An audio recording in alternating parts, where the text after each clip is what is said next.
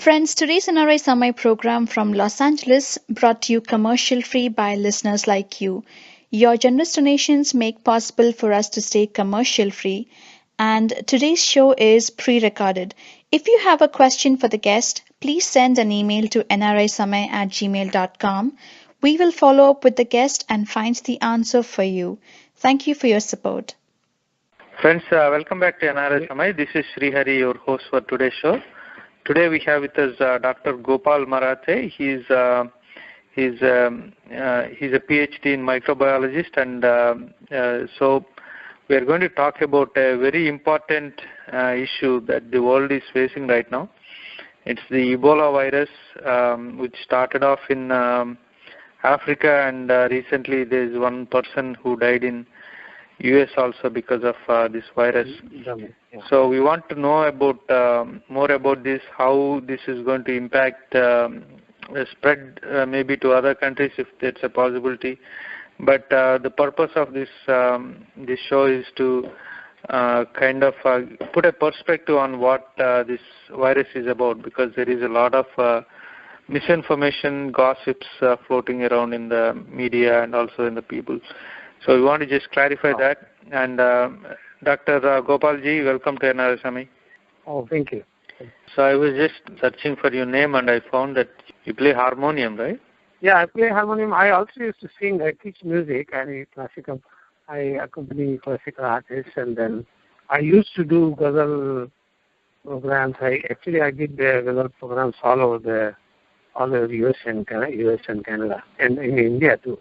But I still play. I still kept playing harmonium with artists that come from India. Like, you go to classical concerts and all that?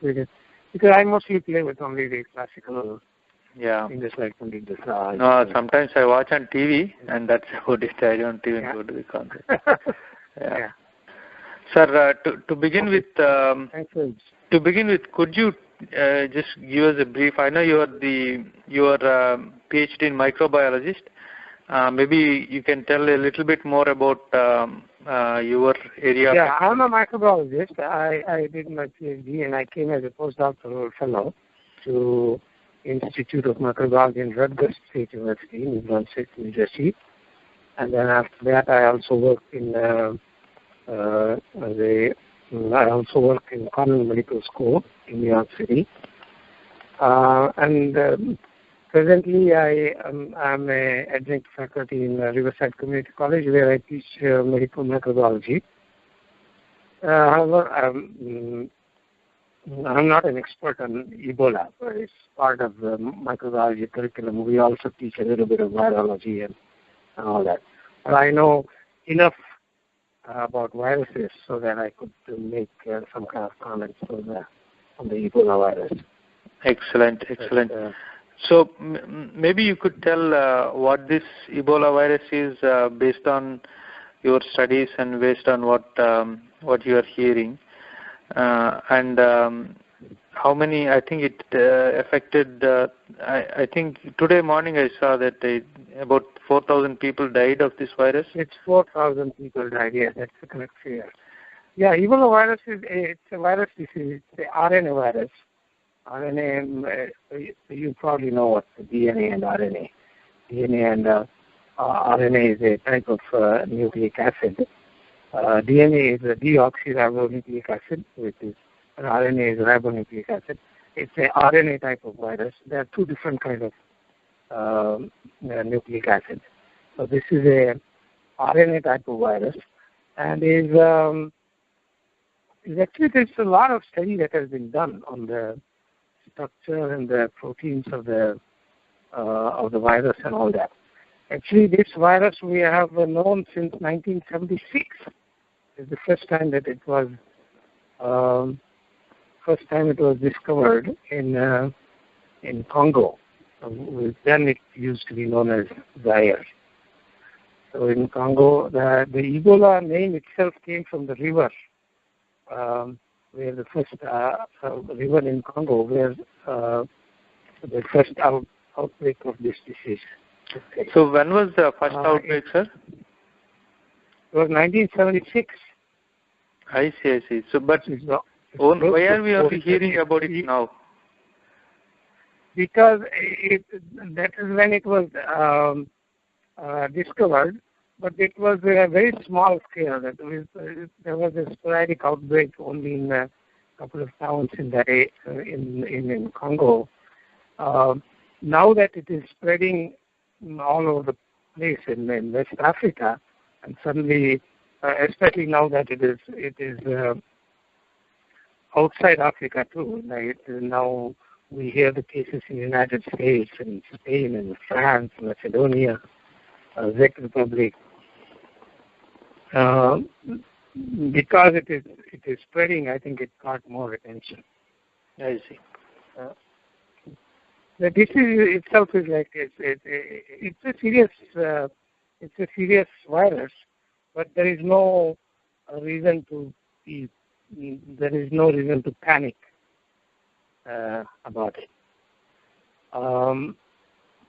Like you said, there are about 4,000 deaths so far, and about 3 times that are actually the people that are infected by the virus. They are mostly located in western part of Africa. So like Liberia, Sierra Leone, and Guinea and all that. Yeah. So how does one get this virus? Okay, the virus is it doesn't spread through the air. It spreads by body fluids and nasal secretions, blood or saliva.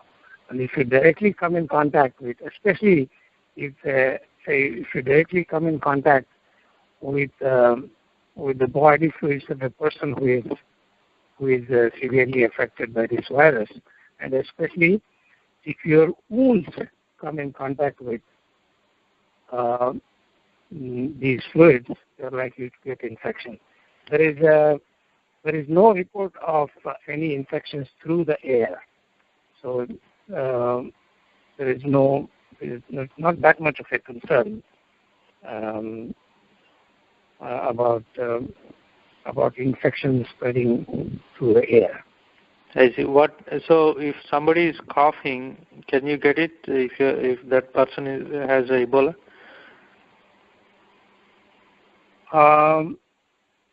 Somebody is coughing, you're not likely to get it, especially if coughing if you're at a distance, and if the coughing, like if the drops, like saliva drops, in the air, you're not likely to catch it. The one thing is it has to enter through the open wound, or it has to enter the body through the mouth or the nasal cavity of one of the body orifices. I see. Okay. And in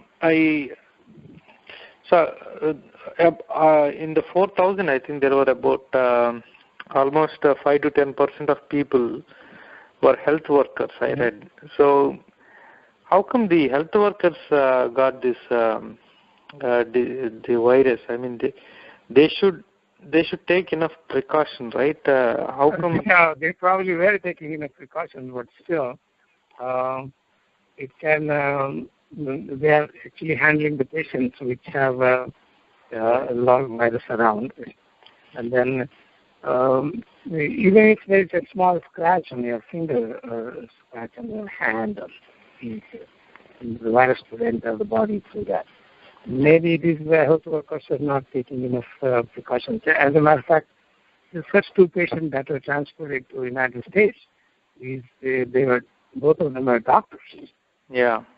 They got infected. And especially when you are surrounded with a whole bunch of people and everybody is affected by Ebola, it is very difficult to,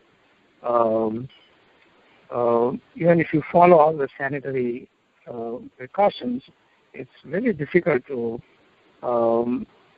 completely avoid. Unknowingly, you come in contact with something, Yeah. That's how they got infected. Okay. And so I also read some news where they said there is a cure, and then they said they're not sure. So what is the current status on that?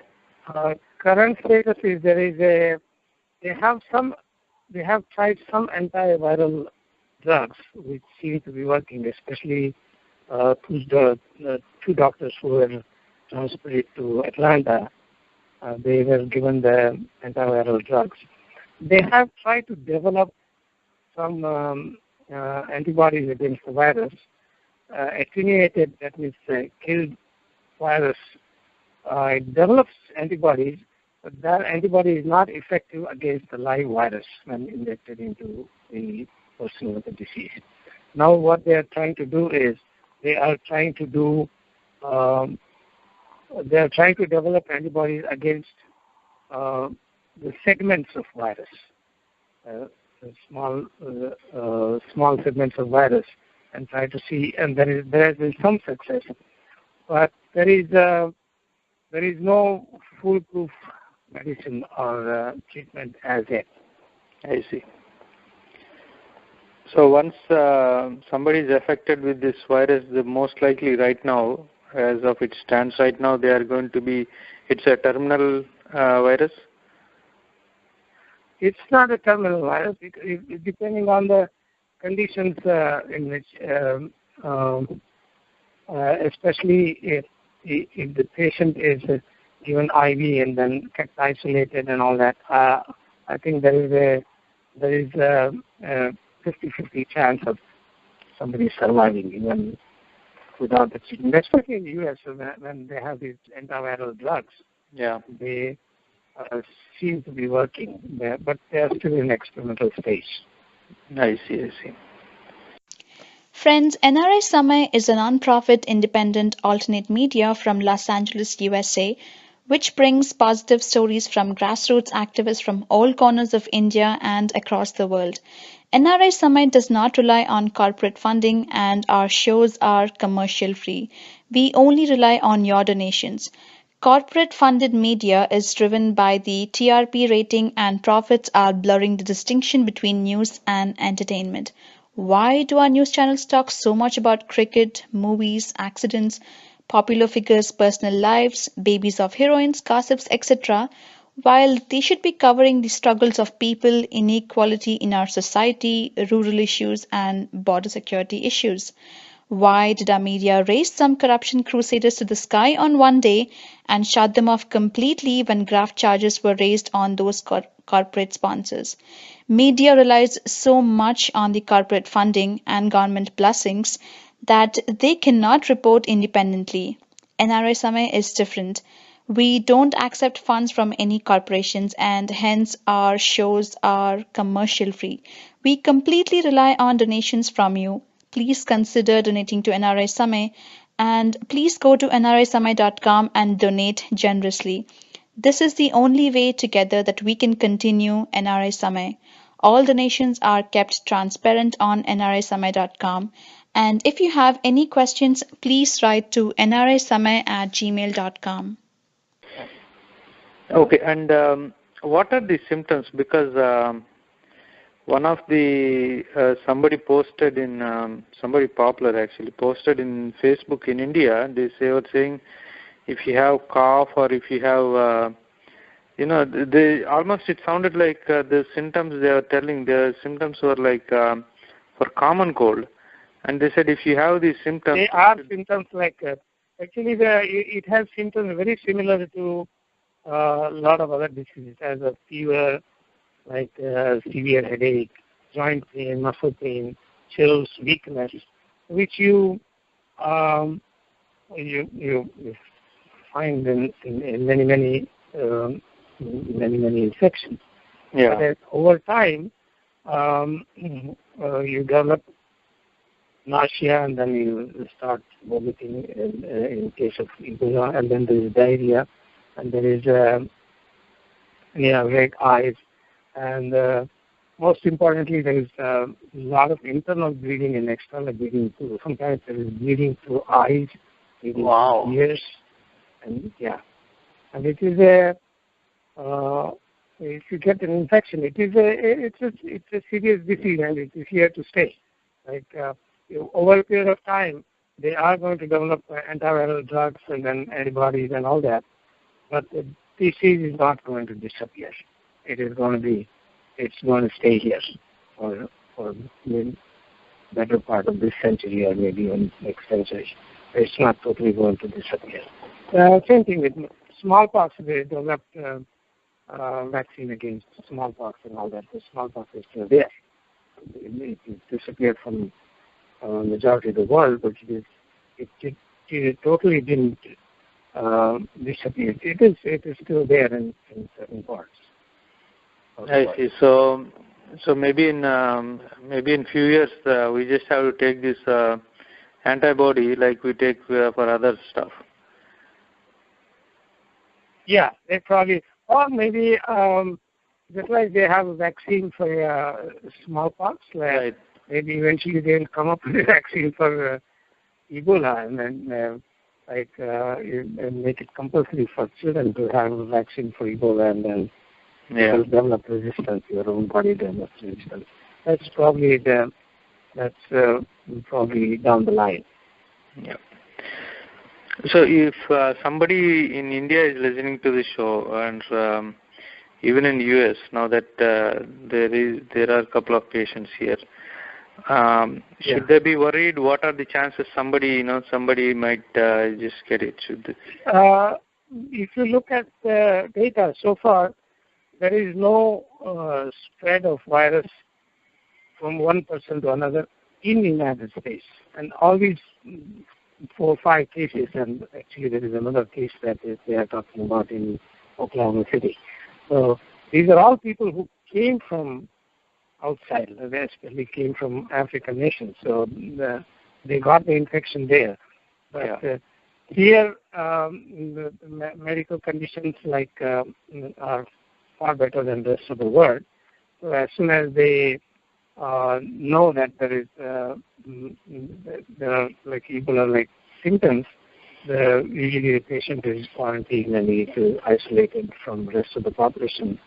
And so far, we haven't found any infection spreading within the United States from another of the patients who brought it in from outside. So there is, to answer your question, if somebody is visiting from India, and I don't think there is a danger of getting infection here. Yeah. Actually, from a disease is likely to go, and it is going to go from Africa to India. And then once it goes in India, my guess is it's going to spread the way it has been spreading in West Africa. Yeah. Because in India also, they're not. Eventually, it's going to happen. That happened with AIDS, and that happened with many other diseases. And it's Ebola. Eventually, it's going to spread. For some time at least, it's going to spread in other parts of the world, but it will be controlled. I see. About the response from the rest of the world, so I think U.S. has been in the forefront, and recently even Cuba has joined with by sending a lot of doctors. Generally, it's a little ironic because Cuba and U.S. they don't work together, but I think it took Ebola to bring them together, to work together. But I think there's other countries also, the European countries, they also... it's nice that everybody is joining hands. And then once everybody joins hands, it shouldn't be difficult to find a cure or a vaccine for that. Well, my major concern was the media, the way the media reports in this country is they try to scare people. That was my main concern. For instance, if you remember the 2011 Fukushima nuclear disaster, and they had all these computer graphics, and then the nuclear cloud that is coming to Los Angeles, and it's one of the all that. None of that happened. Yeah. that is, and these people before reporting, they already knew that it is not going to happen. The scientists obviously must know, and that's how the news media works here, I guess. And then they make it sound like Ebola is already here in U.S. and everybody is going to get infected. It's like the way the language that they use is they scares people, and then that's how people tune in, and then they are gripped on to the TV and all that, which is